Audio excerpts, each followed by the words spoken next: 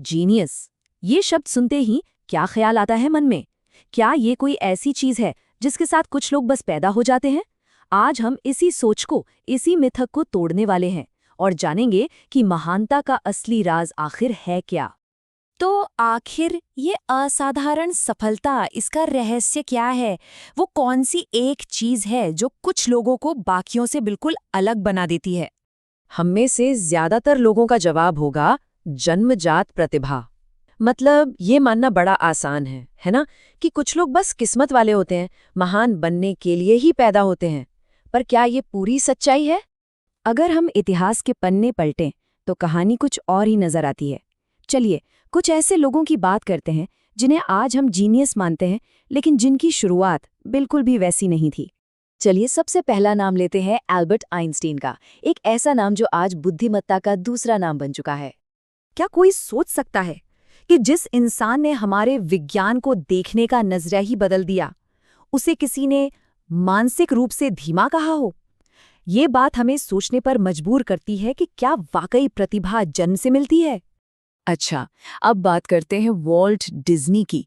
उनकी बनाई जादुई दुनिया ने तो हम सबका बचपन संवारा है।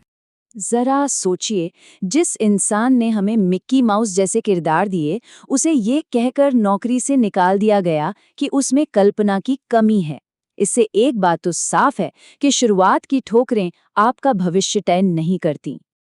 और आखिर में थॉमस एडिसन, वो इंसान जिसमें हमारी दुनिया को सचमुच रोशन कर दिया।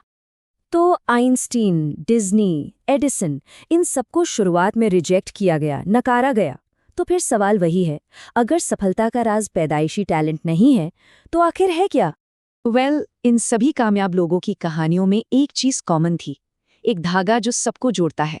वो है लगातार प्रैक्टिस करने और कभी हार न मानने की आदत। ये कहानी हमें क्या सिखाती है? यही कि जैसे एक नरम रस्सी भी बार बार घिसने से कठोर पत्थर पर निशान छोड़ सकती है, ठीक वैसे ही लगातार अभ्यास हमारी किसी भी कमी को ताकत में बदल सकता है। ये कोई जादू नहीं, कोई किस्मत नहीं, ये बस मेहनत का नतीजा है। आज की भाषा में साइकोलॉजिस्ट इसे ग्रिट कहते हैं। इसका सीधा सा मतलब है किसी एक लक्ष्य के लिए जुनून रखना और फिर चाहे कितनी भी मुश्किलें आएं, सालों साल उस पे डटे रहना। ये रोज थोड़ा थोड़ा आगे बढ़ने की जिद है, भले ही मंजिल दूर दिखे।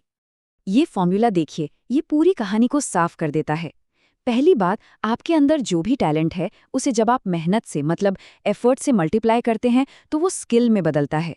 लेकिन कहानी यहीं खत्म नहीं होती। अब उस स्किल को जब आप दोबारा एफर्ट से मल्टीप्लाई करते हैं, तब जाकर आपको मिलती है अचीवमेंट, यानी उपलब्धि। मतलब एफर्ट, मेहनत दोगुनी जरूरी है। बिना मेहनत के टैलेंट बस एक कोरा कागज है। लेकिन सवाल ये है कि ये जिद, ये ग्रिट आती कहाँ से है? इसका जवाब हमारी सोच में, हमारी मानसिकता में छिपा है। देखिए, दुनिया में दो तरह की सोच होती है। एक है फिक्स्ड माइंडसेट और दूसरी ग्रोथ माइंडसेट। फिक्स्ड माइंडसेट वाले लोग ये मानते हैं कि उनकी काबिलियत जन्म से तय है, उसे बदला नहीं जा सकता। वही दूसरी तरफ ग्रोथ माइंडसेट वाले मानते हैं कि वो मेहनत करके कुछ भी सीख सकते हैं, खुद को बेहतर बना सकते हैं। और यही सोच, यही विश्वास ग्रिट की असली जड़ है। तो ग्रोथ माइंडसेट का मतलब क्या हुआ? इसका मतलब है ये मानना कि असफलता अंत नहीं, बल्कि सीखने का एक मौका है।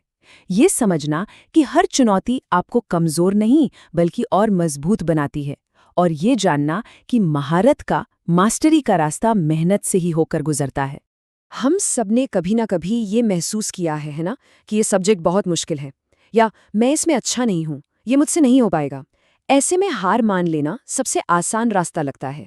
लेकिन जरा सोचिए, अगर हम इन लाइनों के आखिर में सिर्फ एक छोटा सा शब्द जोड़ दें, अभी तक, मैं इसमें अच्छा नहीं हूं, अभी तक, ये मुझसे नहीं हो पाएगा, अभी तक। देखा कैसे एक छोटा सा शब्द पूरी कहानी बदल देता है। ये निराशा को उम्मीद में बदल देता है। ये दिखाता है कि आप हारे नहीं हैं, आप तो बस अभी सीखने के रास्ते पर हैं। तो एक बात हमेशा याद रखनी है, असफलता मंजिल नहीं है, ये तो बस सफर का एक हिस्सा है।